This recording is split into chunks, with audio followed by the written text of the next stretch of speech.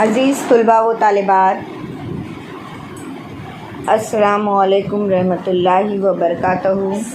بسم اللہ الرحمن الرحیم۔ بچوں، آج ہم نہم جماعت کے جغرافیہ نقل و حمل اور مواصلات اس سبق کا مطالعہ کریں گے۔ بچوں، نقل و حمل یعنی آمد و رفت کے ذرائع، مواصلات رسل و رسائل۔ نقل و حمل کے مختلف ذرائع جو ہیں ان سے آپ اچھی طرح واقف ہیں۔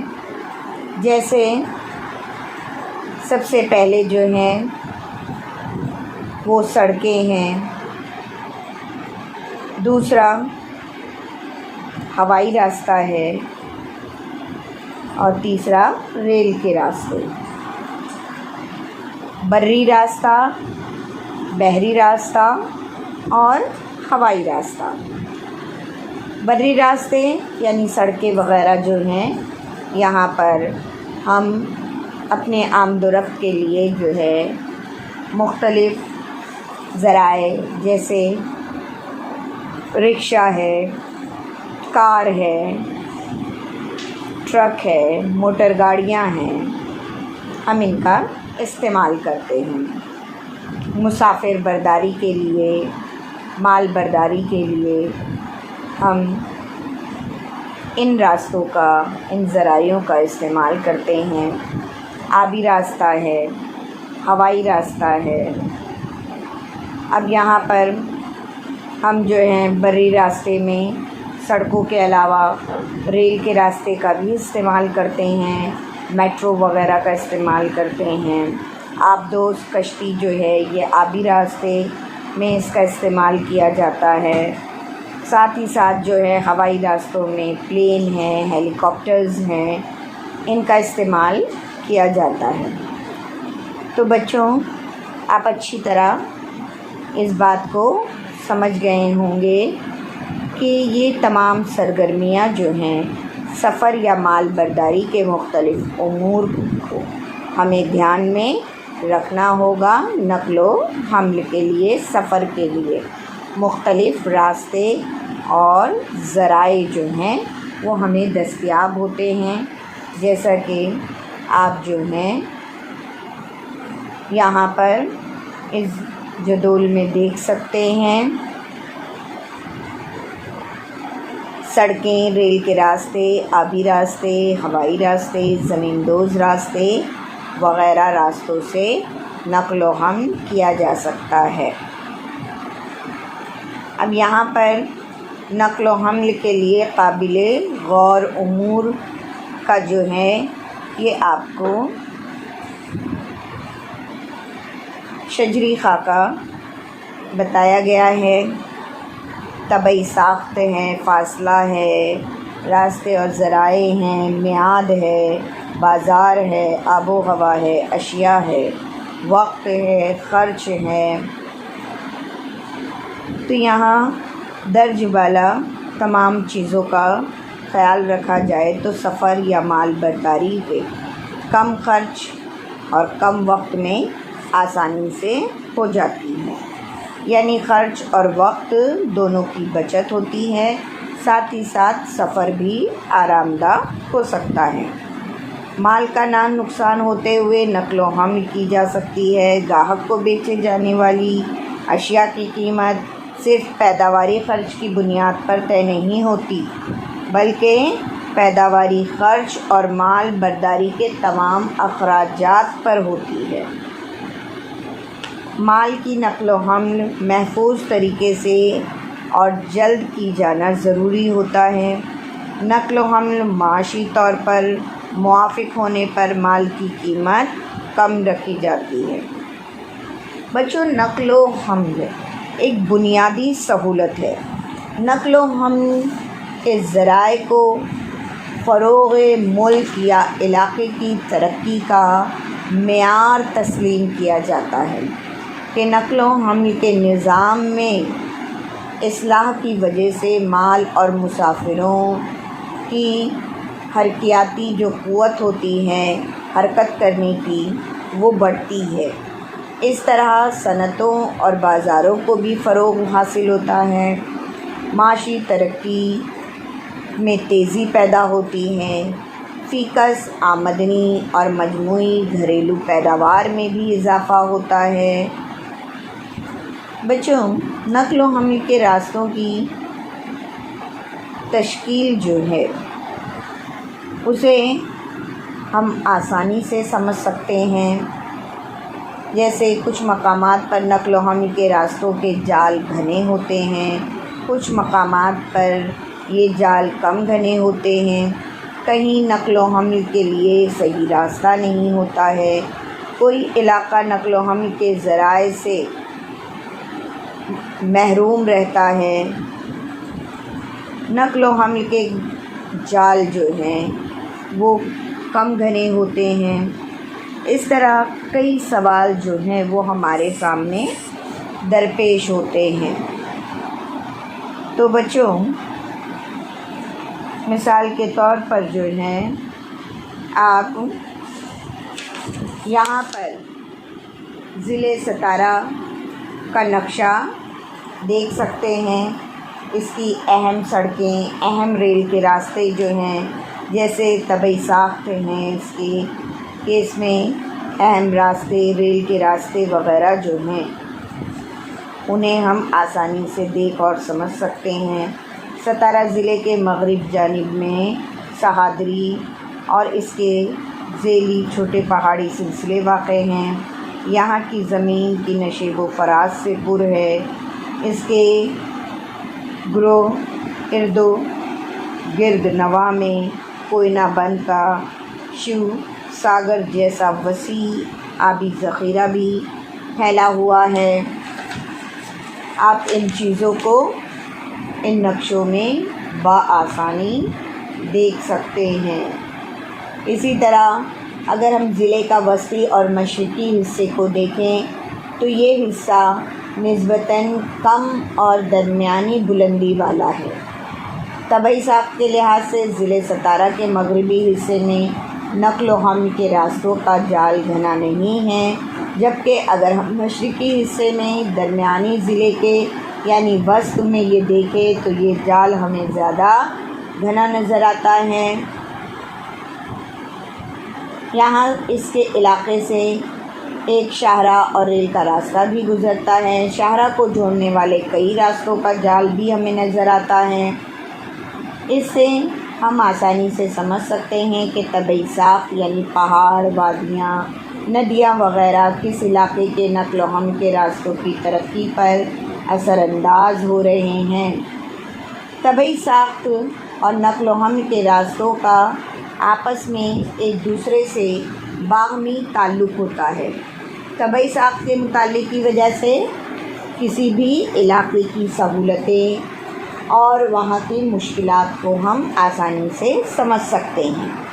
میدانی ہموار علاقوں میں نقل و حمل کے راستوں کا فروغ جو ہے وہ بہتر طریقے سے کیا جا سکتا ہے۔ بلندی کے جو علاقے ہوتے ہیں وہاں پر راستوں کی ترقی کم ہوتی ہے۔ نقل و حمل کی اہمیت جو ہے جیسے تجارت کا فروغ اور اس کی توسیع ہے، روزگار کے مواقع، جگہ کا استعمال، علاقائی عدم توازن میں کمی، پھر صنعت کاری، علاقائی رابطے، کیمیابی پر قابو، سیاحت کا فروغ، ان تمام باتوں پر جو ہے وہ نقل و حمل تجارت کا انحصار ہوتا ہے۔ اسی طرح بچوں، سبز راہداری یعنی جب کبھی کبھی کسی انسان کے انتقال کے بعد اس کے جسمانی اعضاء عطیہ کیے جاتے ہیں یعنی ڈونیٹ کیے جاتے ہیں، تو اس وقت عطیہ دہندہ کے مرنے کے مقام سے اس اعضاء کی فوری منتقلی جو ہے اس کے لیے حاصل کنندہ تک ہونا بہت ضروری ہے، یعنی جسے وہ جسمانی اعضاء دیے جا رہے ہیں فوراً اس تک کے منتقل کرنا ضروری ہوتا ہے۔ تو اعضاء کی نقل و حمل بلا رکاوٹ فوری طور پر اور کم وقت میں ہونا چاہیے، اس کو سبز راہداری کہتے ہیں، یعنی سبز راہداری کی وجہ سے نقل و حمل بے حد تیز رفتاری کے ساتھ ہوتی ہے اور مریض کی جان کو بچایا جا سکتا ہے۔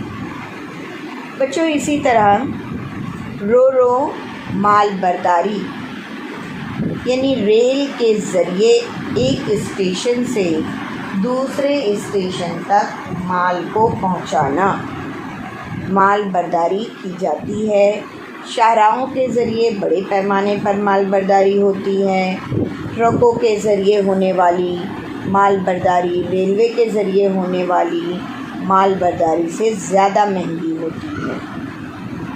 اس مسئلے کو حل کرنے کے لیے بھارت میں ایک طریقہ جو ہے، نیا طریقہ، اس کی ابتدا کی گئی ہے، جسے رو طریقہ مال برداری کہتے ہیں۔ اس قسم کی مال برداری میں کیا ہوتا ہے کہ مال سے بھرے ہوئے ٹرک ریل کے ذریعے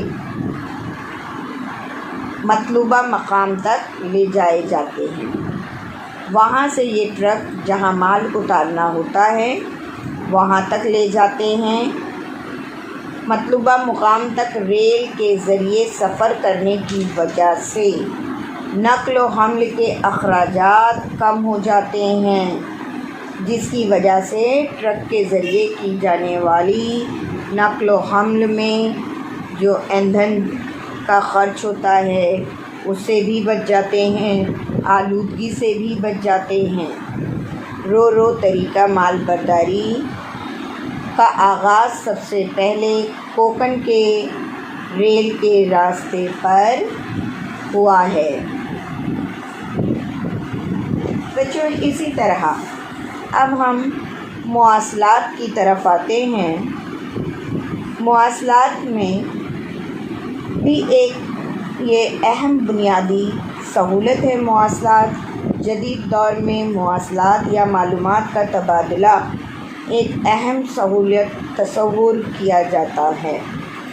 جیسے مثال کے طور پر آپ ان تصاویر کو یہاں دیکھ سکتے ہیں۔ موبائل ٹاور ہے، محکمہ ڈاک کا دفتر ہے، GPO ہے اور اخبار فروش وغیرہ۔ تو بچوں، آج کے جدید زمانے میں مواصلات کے لیے مصنوعی سیارچے بہت زیادہ مؤثر ثابت ہو رہے ہیں۔ موبائل پر پیغامات کی ترسیل و حصول، یعنی موبائل پر پیغامات ایک جگہ سے دوسری جگہ پہنچانا، انہیں حاصل کرنا، ٹیلی ویژن پر پروگراموں کو دکھایا جانا، موسم کی تازہ ترین معلومات وغیرہ جیسی سرگرمیاں جو ہیں وہ مصنوعی سیارچے یعنی سیٹلائٹ کی وجہ سے ہی انجام دینا ممکن ہو پایا ہے۔ اسی طرح جو ہے مختلف علاقوں کا مطالعہ، قدرتی ذخائر جو ہیں ان کے لیے منصوبہ بندی کی جاتی ہے۔ انٹرنیٹ ہے، سوشل میڈیا ہے۔ اس دور میں تمام لوگوں کو ان ذرائع کا استعمال کرنا پڑتا ہے۔ بھارت سرکار نے بھی on line trading, payment, money transfer وغیرہ کی حوصلہ افزائی کی ہے، جس کے لیے موبائل پر مختلف ایپس جو ہیں انہیں فروغ دیا گیا ہے، ایپلیکیشنز بنائے گئے ہیں، جیسے بھیم ایپس ہے، SBI اینی ویئر ہے۔